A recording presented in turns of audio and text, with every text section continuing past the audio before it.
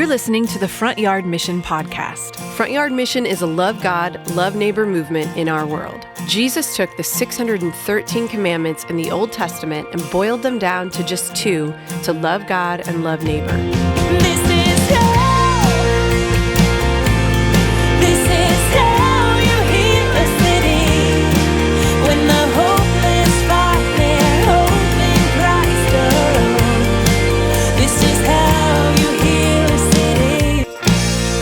All right, welcome back, everyone, to the Front Yard Mission podcast. I'm Steve Lutz. I am Jonathan Weibel.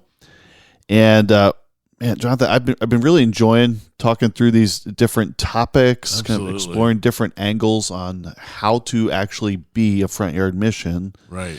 If you're listening this far, you're probably bought into the idea of being a Front Yard Mission, and sometimes it's about like the application, implementation, like how do we do this?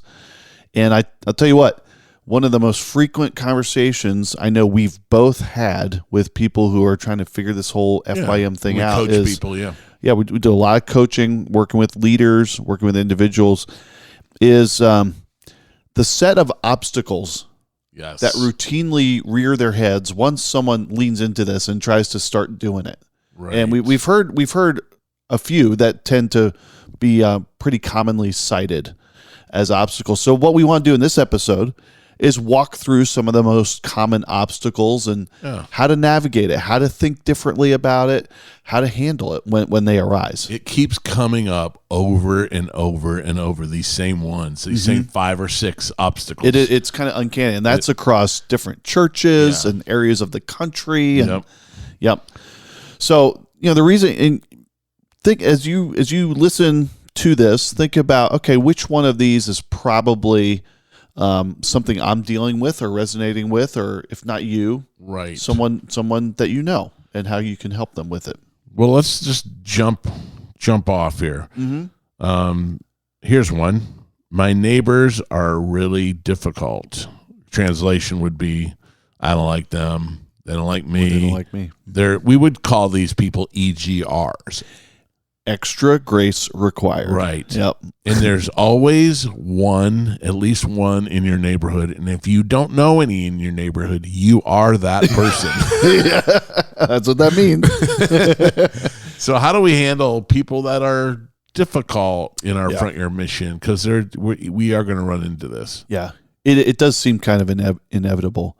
It's like the thorn in your side. Yeah. Designed to keep you humble, designed to keep you needing God's grace to keep loving that person. How I identify these people, like how I realize I have a problem that I need to rectify with the Lord is like if I'm in the grocery store and I see my neighbor, that's my EGR neighbor, do I walk down the same aisle they're in, or do I go down a different aisle? Oh, that's a really good litmus test right there. Yeah. If you're walking the other way, and, it's kind of like the opposite. Like you failed the Good Samaritan test at that point. That's right. Good Samaritan moved towards the person. Yeah. Everybody else moved away. That's good. The grocery store test. I'm going to have to use that. Think about the Good Samaritan. You just brought it up. Yeah. Like there were obstacles for him. That was an extra grace required person on the side of the road. Big even though time. It wasn't their fault. They were robbed and beaten up. Yeah. But he went out of his way. There were obstacles in that. There was like a racial obstacle. Yep. There was a religious obstacle. There was just the pain in the rear end of having to take care of a guy. Yeah. I don't. There was a financial obstacle, perhaps. Yeah. It wasn't cheap to nurse that guy back to health. I don't remember the last time I've thrown someone on the back of my donkey. Or on the back of your Vespa. That's right. Let's also not forget this. He himself, by stopping, was putting himself at risk. Yeah, absolutely. That this place was notorious for robbers and thieves, and like if he stops, he might himself end up a victim. Right. But that's another obstacle. Yeah, danger. Yeah, fear. So most of us are probably not in a position where loving our neighbors entails risk of physical harm. Yeah. So all that to say, in the paradigmatic story of neighboring, Jesus is saying, yes, those obstacles are real, just like the obstacles we're going to talk about are real, but they can be overcome. Right. They can be overcome. Yeah. And we have to keep reminding ourselves that our neighbors are made in the image of God. They are on a journey. They're not there yet. And God puts us in their path and them in our path so that we can love them and share Christ with them. So don't forget that. Oftentimes, I'm repeating this mantra to myself. Every villain has been a victim. I have to remind myself about my neighbors. Every villain, every villainous neighbor, they've been a victim in their life. There's a reason for the way that they are. Yeah. And I have to have compassion. That's where compassion has to step in. Yeah. If you think about like Jonah in Jonah chapter 4, he had zero compassion on those Ninevites. Yep. So, like he wanted God to go all Sodom and Gomorrah on them and vaporize them. He was upset when they repented and the king tore his clothes. And then we fast forward to Jesus in Matthew 9:36, and it says that as he was looking down on the people, he saw the masses and he had compassion on them, because they were helpless and harassed like sheep without a shepherd. Yes. So that we need to be the second Jonah. Yes. And what you're suggesting there is it's a different lens. What I heard you say there is I need to see them as created in the image of God. Yeah. If they feel like a villain, I need to see them as first victim. Yeah. What you did there is you're suggesting different lenses for us to use. Right. That is often the first thing that needs to happen, I think. Yeah. And how do we change those lenses when we have those EGR neighbors? Tell you what, folks, it is really hard to be harping and ruminating on all the negativity of your neighbor while you're praying for them. Yeah, that's good. Prayer changes those lenses for us. Yeah. Here's another way. This is a quote from Franklin P. Jones. It's in our book. Nothing makes you more tolerant of a neighbor's noisy party than being there. I love that. I love that. So let's go to a second one, Steve. Yep. Here's a common obstacle that we often have. I'm too busy. I don't have time. What would you say to that? On one level, I get it. We are very busy people. We are spread very thin, many of us. We're kind of like Bilbo Baggins, like butter spread over too much bread, right? And so that is real. First of all, I would say at a baseline theological level, right? If Jesus is saying, hey, you know what's most important? Love God, love neighbor. If you truly don't have time for that, then you probably should make time for that. Yeah. There's probably some things that you are filling your time with. I mean, we all get the same 168 hours every week. Yeah. We all have different needs. We all have different obligations, responsibilities. But that is not a, hey, if you have time, make sure that you can find some, spare some to love your neighbors. Now, here's the second thing. If people say, I don't have time for that, I would often invite them to consider, well, who are you spending the most time in proximity with? Right. Perhaps there are more opportunities than you realize. I don't know about you, Jonathan, but sometimes when I've heard that, people have a very narrow idea of what they think FYM is. Yes. They think it's like throwing block parties every week. Right. Hey, I get it if you don't have time to throw a block party every week. Yeah. We don't want you to throw a block party every week. But I'll give you an example of this. I've been in a season of life where I'm very busy with my kids' sports. Yeah. You know where some of my best Front Yard Mission activity has been? On the sidelines. Oh, yeah. With the parents from youth sports. Yeah. That occupies my time. That is also available time for the very kind of loving neighbor activities that we're talking about. Yeah. Invite your neighbors into the already rhythms you have in your life as a family. I like that. I think it's important. Like one of the rhythms that Susie and I, even if we didn't have any neighbors, like during good times of the year, like weather-wise, we would do 3 or 4 fire pits during a week. We love to sit around the fire. Yeah. And we always just invite our neighbors, and they almost always come. Sometimes it's just Susie and I sitting out there, but oftentimes it's our neighbors. Like we're empty nesters, so we probably have more time than most people. But invite your neighbors into what you're doing. You know, the concept of Front Yard Mission is to move yourself, like both metaphorically and physically, position yourself where you can interact the most with your neighbor, and just invite them into your already rhythms. I like that. I like the already rhythms. Yeah. It's great. Hey, is that hard to pull off a fire pit? You just need stuff to burn. Yeah. And some gasoline. Oh, okay. We don't actually advocate adding gasoline to your fire pit. That may not be the. That's not optimal. Yeah. May not be the views of the Major League Baseball. What was the whole thing? Never mind. Cut that. Not necessarily the views. Yeah. The point there is, right. These activities like a fire pit is not hard. No. Right. It's something that you can easily do for many of us. It's just being there. Yeah. It's just the ministry of presence. Yeah. Oh, I love it. Ministry of presence is good. Here's another one.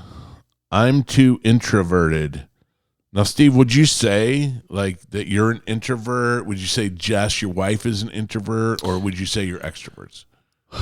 I am. I'm technically what we call an ambivert. Ambivert, yeah. You go both ways. Right down the middle, like ambidextrous. Yes.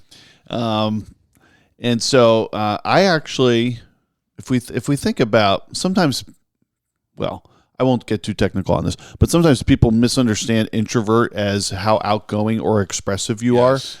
You can actually be a pretty expressive introvert, and vice versa. But in terms of like where we get our energy from, right? Introverts need some alone time to recharge their batteries, and extroverts need time with people. And so sometimes we think, well, extroverts have an easier time with Front Yard Mission. Right. Yeah. And Jess and I are probably both kind of right down the middle there, which means, sometimes we need our alone time, but other times it's great to be with people. Right. And you and Susie are a little different, right? Yeah, we're on different spectrums as far as different ends of the spectrum as far as introvert, extrovert. I'm an extrovert. I would say. Really, I never would have guessed that. My wife's an introvert, even though Susie feels very comfortable. Susie's on tour and speaks a lot, and she's comfortable with being on a stage of 2,000 to 3,000 people in the audience. Great presence there, not 4 or 5. Yeah, like, it's really some of you can relate to that. And for me, like one of the scriptures that I struggle with, that most, I would say 99% of the world doesn't have to struggle with, is Proverbs 25:17. It says, "Seldom set foot in your neighbor's house too much of you, and they will hate you." So that's something that I struggle with, and not because I want to be with my neighbors. I get charged by being with people, and so I try not to. I just have to remember that. Don't, Jonathan, stop inviting them so much. Stop being in their house, especially when they're not home. That's not a recommended Front Yard Mission tip there. That's right. I've had a couple of those so far coming from my life. No, but I'll just do stuff like Steve. I'll just like during COVID, I pastored this church that I planted, and I saw this woman I hadn't seen for a long time, and she had cancer, and she'd gone through cancer. She had a bandana on, she had a mask on, and I'm like, I want to encourage her. So I came up from behind her, and I hugged her, and I said, "Oh, I miss you. I'm praying for you. Love you so much." And then I realized it wasn't the woman I thought it was. And then the next day I saw her in the grocery store, and she just put her hands out and slowly walked away from me. So stuff I struggle with that Most people don't. Most people probably. So all that to say, you're a pretty extroverted guy, and Right. you're gonna push the bounds of propriety or appropriateness sometimes in your zeal to love other people. Yeah. And as you've mentioned, Susie's wired differently. Yeah. I think we can safely say this, Jonathan. Some of the best front yard missionaries we know are actually quite introverted. Absolutely. Whereas if I can picture like a party, right? Yeah. And, say you got the Uni pizza oven going Yeah. and you have a whole bunch of people over. Tell me if this lines up with what you would experience. You would probably talk to everybody who comes to that party. Yep. Make sure I give them a few minutes and make sure everyone's having a good time. Tell a few jokes, be the life of the party. Yes. You're kind of like this, like lightning bug flittering around the party, right? Yeah. Susie, on the other hand, would probably have 2 or 3 really great conversations, perhaps at the periphery of the party. Right. She swims in the deep end of the pool. I splash around in the shallow. Yep. Both are valuable. And Super valuable. Yeah. And I think about like introverts. Some of the things that maybe they're pretty good at is prayer. So praying's important. Organizing an event. Yes. Sometimes they're really good, probably better than extroverts. Going deep for sure. Yeah. They have better listening skills. They often do. Sometimes. Yes, they do. Yep. And then empathy. Introverts are prone to empathy. So good at expressing that. And also think about this, folks. If you're like, I think I'm too introverted. Hey, guess what? You might be able to connect really well with the other introverts that show up at whatever thing you're doing. Because guess what? They're not trying to be the life of the party either. Yeah. Where you'll find them, probably hugging the wall like you are. Yeah. So go ahead. Some of our best front yard missionaries are actually quite introverted. And I would say that the thing that really just personally helps my wife is she doesn't like small talk. Not a fan. I don't mind it. But she has a really great connection with a lot of people through her love of dogs.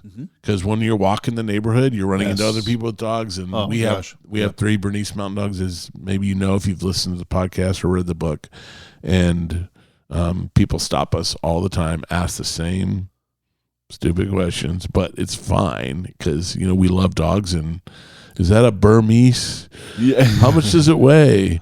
Burmese python or a Bernese Mountain Dog? Right. So anyhow, those conversation starters can make it easier. Yeah. So I think this would be a great place to stop to hear from our sponsor. So we'll be right back after that. The Front Yard Mission podcast is sponsored by The Flower Box. The Flower Box is one of the top online resources for cookie decorating supplies, monthly cookie classes, and oodles of free video tutorials. Flowerbox.com features an extensive line of creative cookie cutters, cookie stencils, and cookie decorating kits. Plus, find the book, The Crafted Cookie, a beginner's guide to baking and decorating cookies. The Flower Box team is passionate about helping home bakers find joy and purpose through cookies. The Flower Box is based in Center Hall, Pennsylvania, and online at flowerbox.com. That's FLOURBOX.com. The Flower Box is honored to support Front Yard Mission. Welcome back.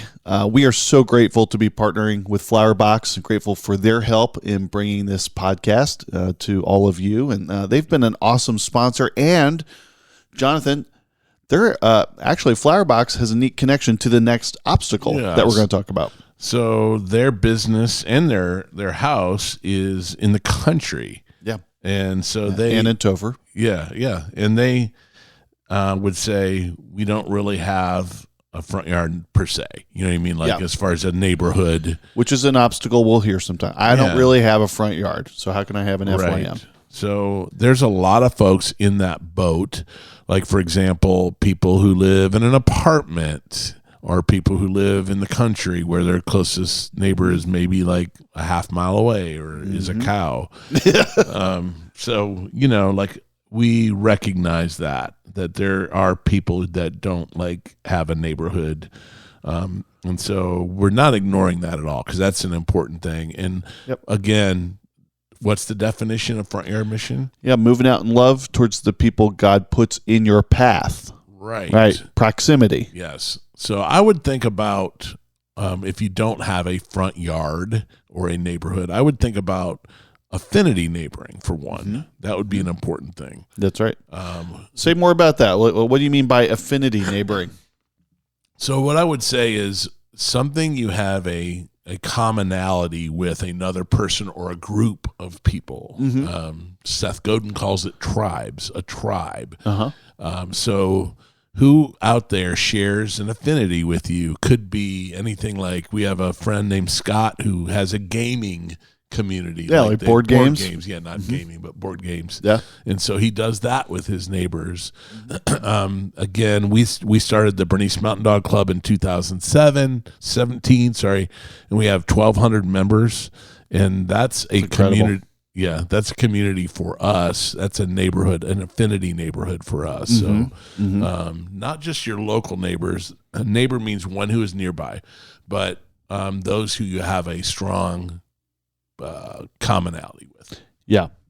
And so while we often do think that the people who are living around you is important, and that's primary, I would say. Yeah. Not to be ignored by any means. Don't be reduced to that if that's like a little bit more of a stretch, because we know, like Jonathan said, not everybody is living in a situation where it's all neatly laid out and plots, half-acre plots or whatever. Right. It's we have neighbors all over the place. Yeah, you have workplace neighbors. Right. Yeah. So I was going to say, in the last podcast, you talked about your workplace and your clients that you work with, mm-hmm. and there's all kinds of opportunities. Maybe you go to school. Yeah, that's right. You're there 8 hours a day. With the same people. Yep. The people who sit next to you in class. That's right. Yep. Maybe you're listening to this from jail. People in the next cell. I mean, that's right. and I'm not even kidding. No. So wherever God has put you, right, you're going to have neighbors. Yeah. Seeing it through that lens. Yeah. So that would be another one. Mm-hmm. And what would be the last one I would say that's really important is we don't want to make our neighbors a project. Yes. Yeah, we've heard that one a lot. Yes, my pastor Dan Nold, he did a whole series on this on neighboring called "I Am the Project." Yes, brilliant, and I loved the way he tackled that topic, because here's how it would sometimes get framed to me when I would hear people would articulate this. They would say, you know what? I'm happy to reach out to my neighbors, but the idea of putting them on a hashtag and putting it on my fridge, it just feels like I'm making them a project. So I don't want to write any of this stuff down, and I don't want to make it official, because that feels weird. Yeah.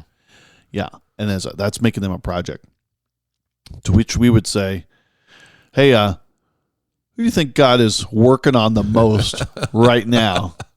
He's working on you. Yeah, absolutely.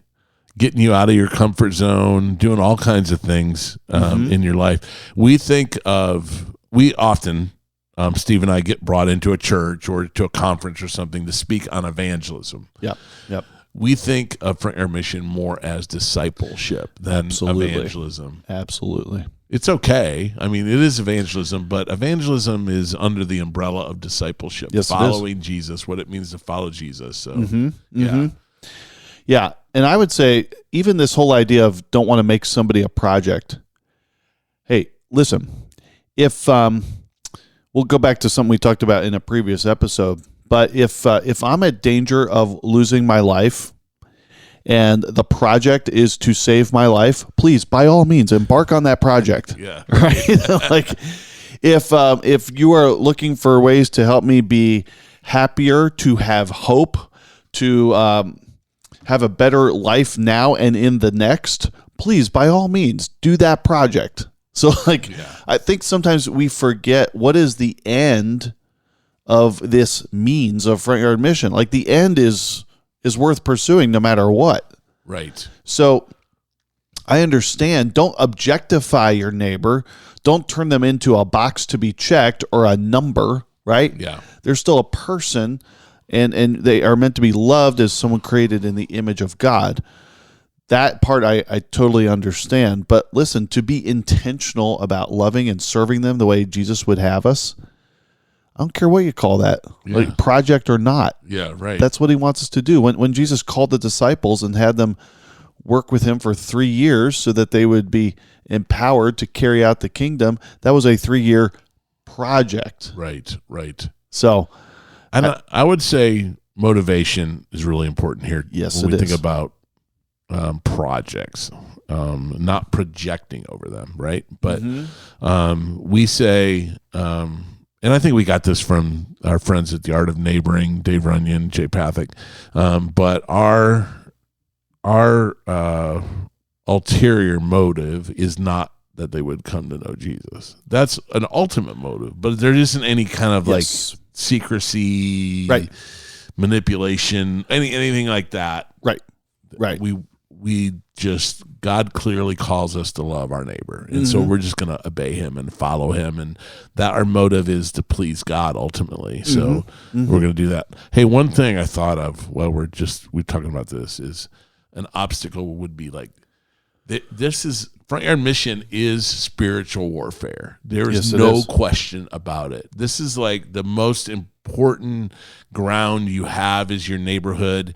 And the moment that you moved into your neighborhood, Satan, he got the hell scared out of him. Yeah. It is to ignore the spiritual dimension of Front Yard Mission is it's to walk into a battlefield blindfolded. Yeah. Right.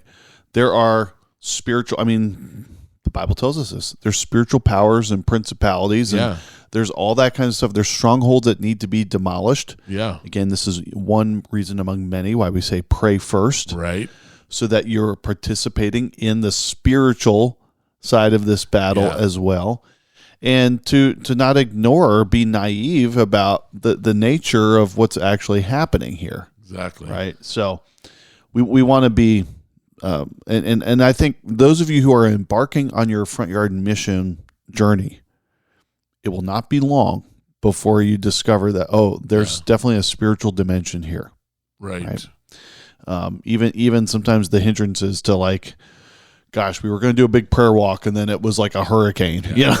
Like it feels like that always happens. Pretty much. Yeah. Yes. Yeah. It feels like it happens a lot. Yeah. Let me, this one, most of what we have just talked about, I think does work its way into our book at some point. Let me throw in one that I forget if we've brought up at all, but it's one that some of you who are like the real true believers might struggle with. Right. Jesus says, love your neighbors, and that can feel like an unending, unlimited obligation. There's so many people in the world. There's so much pain. There's so much brokenness. Yeah. And that can feel overwhelming. And sometimes when we get overwhelmed with what could be done, especially if we feel like it's what should be done, it can be paralyzing. Yeah, and there's this part of we do have a limited capacity. Yeah. So, but we, we can't meet everybody's need as a good neighbor. So, like, take the pressure off yourself a little bit. You know, like, love those that God puts in your path. But there are even people that we shouldn't even put ourselves in their path. Like, for example, we have some FYMs that live here in Penns Valley. They have children, and they have a registered sex offender in their neighborhood. Like, love them at a distance. Yeah. Right. There's people who are equipped to minister to them, but it may not be you, and that's okay. And, pray for that situation. Yeah, that's what I mean when I see love them at a distance. Yeah. And for those of us out there who struggle with that sense of unlimited obligation, your point about we are finite creatures. Right. God is not. Yeah, that's right. One thing I love about the Good Samaritan as kind of a normative explanation of loving your neighbor is that God limits the scope for us in terms of saying, love the people that God puts in your path. Right. Like, start there. Yeah. Let him worry about the other 8 billion people on earth. Right. And you start with the handful of people that he puts in front of you on a regular basis. Maybe your hashtag. Yeah, maybe your hashtag. Maybe not even your whole neighborhood. Maybe your hashtag. Bingo. Yeah, exactly. So those are some of the obstacles that we see. I hope that was helpful and resonated with you as you listen to that. If you have some other ones that you'd like some help on, please reach out to us. Absolutely. We love fielding those questions and walking people through that to get over the hump, because a lot of times it's like once you get over that hump, just like with your neighbors, right? Once you get past the awkward, man, there's a lot of Jesus on the other side of that. Absolutely. Absolutely. Yeah. So don't despair if you're feeling a little stuck, a little frustrated with your obstacles. Yeah. There's a way through, and God will help. And let us know how we can be a resource to you in that as well. Jonathan, anything final before we sign off? We are all in this together. Yeah. And we're here to help. Grab a book if you can, a Front Yard Mission book on Amazon, and it will be a helpful guide for you. I guarantee it. So, yeah, and if you're interested, we'll be putting more of what we're doing on our website in terms of because as Jonathan mentioned, sometimes we'll go to conferences, we'll come to events that churches will hold, and we would love to come to your church or a church near you to kind of help facilitate that neighboring in your area. One of the fun things that we do, we love doing this, is we call it the one-day event. Yes. And so we teach the principles, the rhythms, the obstacles even that like we talked about today, all in like a 3 or 4 hour span. Yep. And it's there's so much like just excitement and energy in the room, and it's so much fun. We started all this to catalyze a Love Your Neighbor movement. That's right. So if you want to join up with the movement, let us know how we can help. If you want to be where God's at, you can do that. If you don't, then I mean, that's basically it. So, all right. Well, thanks for listening this far. We're looking forward to coming to you with more episodes and more stories about how God is working in this Love Your Neighbor movement. So stay tuned with what's happening with Front Yard Mission. Let us know how we can be a resource to you. Thanks for listening, and we'll see you next time. Go to Amazon.com and pick up your copy of our book, Front Yard Mission: How to Start a Love God, Love Neighbor movement in your neighborhood. If you're interested in learning more about Front Yard Mission, find us at frontyardmission.com or join our Facebook or Instagram community where you can find tips, stories, and encouragement to help you with your front yard mission. The Front Yard Mission podcast is sponsored by The Flower Box, produced by Nick Baumhart, and hosted by Steve Lutz and Jonathan Weibel. Our theme music, How to Heal a City, was written by Jonathan Weibel. I'm Trisha Brock. See you next time.